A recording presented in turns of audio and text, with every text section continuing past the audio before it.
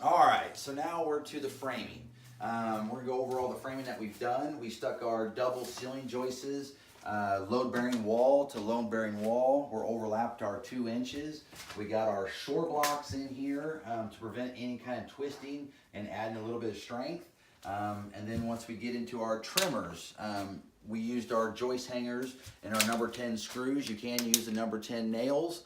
On our single joists that we did had to cut into, we obviously joist hanging those as well and get all those screws in there. And then you'll see some odd in little blocks in here. Those are for drywall backing. So, you know, we might want to make sure we don't have any drywall loose and flopping around. Therefore, we're just going to end up cracking later. So we want to make sure all that's secure. Once we get down to our mechanically built posts that we put in here, you can use your 4x4 Doug furs. If you cannot locate the 4x4 Doug furs, definitely we want to make our own mechanically laminated header. So basically how those are built, you have 2 2x4s flat sandwiching, some 1/2 inch OSB, have all that screwed together, and then you're going to take 2 studs, stick it on either side, and screw all those together.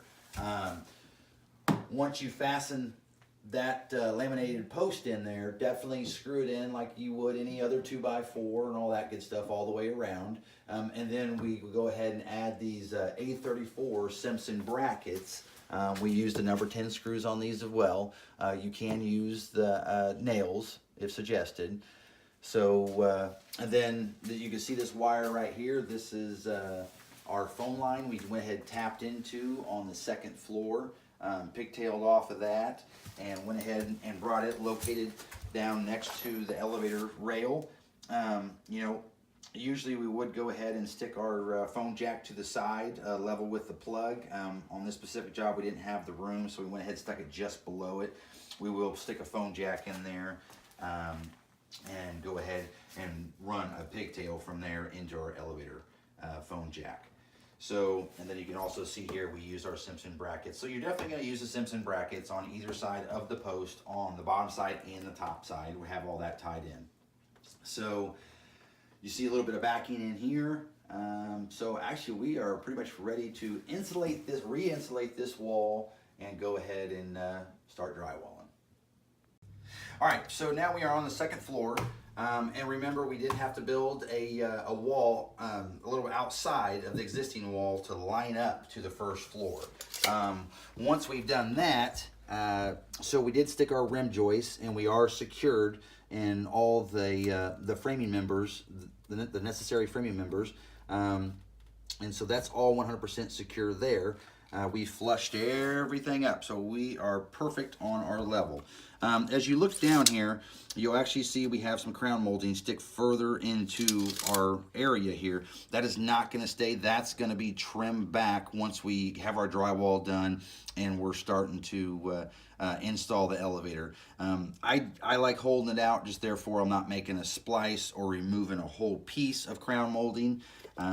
So once we get our drywall done, we'll go ahead and level up with our rails, and we'll cut those back where they need to be so we can get them tight and pretty.